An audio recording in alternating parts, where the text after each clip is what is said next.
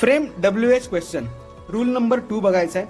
Last रीलमध्ये आपण rule number 1 सोबतच WH word त्यांचे मराठीचे अर्थ आणि त्याचा युजेस बघितला होता.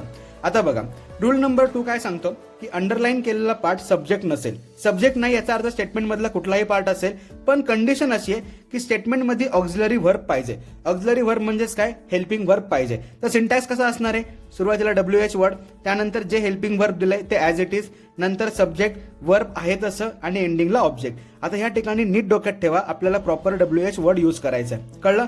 एक्झाम्पल बघा, people are going to picnic by bus to the picnic.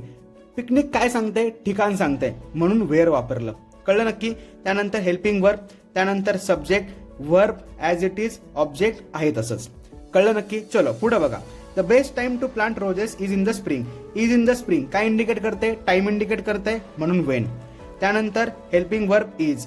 The best time to plant roses as it is. त्या सेंटेन्समध्ये ऑब्जेक्ट नव्हतं म्हणून ऑब्जेक्ट लिहायची काही गरज नाही.